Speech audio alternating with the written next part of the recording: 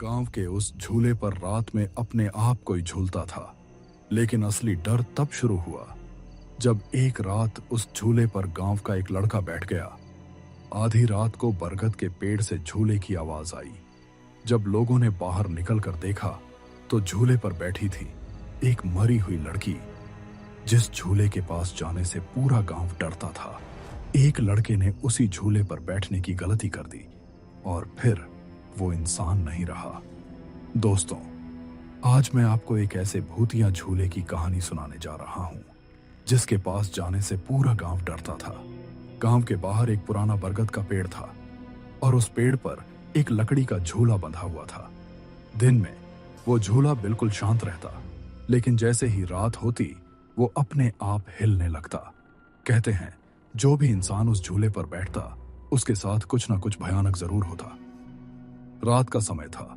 गांव में रहने वाला कालू अपनी पत्नी राधा और बेटी गुड़िया के साथ घर में सो रहा था। तभी झूले के हिलने की आवाज आने लगी। राधा डरकर उठ जाती है। सुनिए जी, फिर वही आवाज आ रही है। कालू खिड़की से बाहर देखता है और उसकी आंखें डर से बड़ी हो जाती हैं। बरगद के पेड़ के नीचे झूला अपने आप झूल रहा होता है, लेकिन उस पर कोई दिखाई नहीं दे रहा था। अचानक झूला रुक जाता है और तभी उस पर सफेद कपड़ों में बैठी एक छोटी लड़की दिखाई देती है। उसके बाल चेहरे पर होते हैं और वो धीरे धीरे गाना गा रही होती है। झूला झूला मौत का झूला, राधा जोर से चीख पड़ती है। अगले दिन शहर से कालू का भांजा विक्की गांव आता है। वो बहुत शरारती और निडर लड़का था।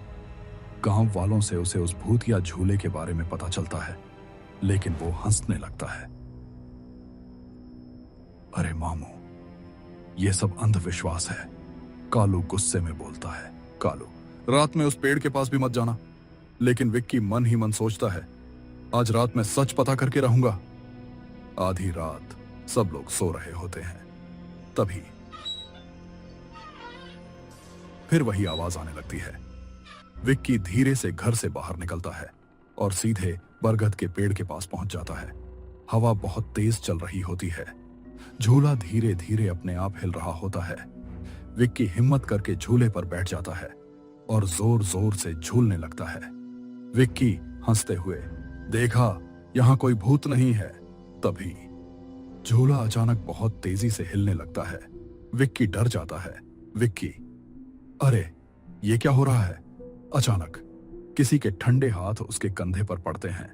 वो पीछे मुड़कर देखता है और उसकी चीख निकल जाती है।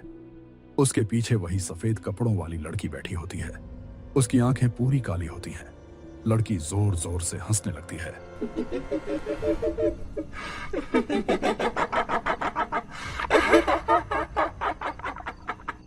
झूला हवा में ऊपर उठने लगता है। विक्की डर के मारे रोने लगता है। विक्की, मुझे छोड़ दो प्लीज। तभी लड़की गुस्से में बोलती है, लड़की, अब तुम कभी यहां से नहीं जाओगे। अचानक विक्की बेहोश होकर नीचे गिर जाता है। सुबह होने पर गांव वाले विक्की को पेड़ के नीचे बेहोश पाते हैं। उसके चेहरे पर खरोंच के निशान होते हैं और उसकी आंखें लाल हो चुकी होती हैं। जब विक्की को होश आता है तो वो अजीब आवाज में बोलने लगता है, झूला मेरा है, कोई मेरे झूले को हाथ नहीं लगाएगा। सब लोग डर जाते हैं। गांव का बूढ़ा पुजारी वहां आता है। वो पेड़ को देखते ही कांपने लगता है। पुजारी गांव वालों को बताता है, सालों पहले इस पेड़ पर एक छोटी लड़की झूला झूल रही थी, लेकिन झूले की रस्सी टूट गई और उसकी मौत हो गई। उसकी आत्मा आज भी इसी झूले पर रहती है।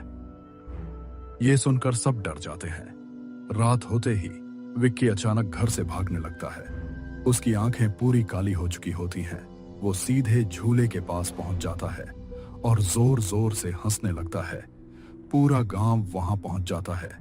पुजारी मंत्र पढ़ना शुरू करता है। तभी झूला अपने आप हवा में उड़ने लगता है। पेड़ जोर जोर से हिलने लगता है। अचानक वो लड़की प्रकट होती है। उसकी डरावनी चीख पूरे गांव में गूंज जाती है।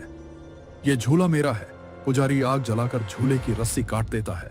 झूला जमीन पर गिरते ही आग पकड़ लेता है। लड़की जोर जोर से चीखने लगती है और धीरे धीरे राख बनकर गायब हो जाती है। उस दिन के बाद वो झूला कभी नहीं दिखाई दिया।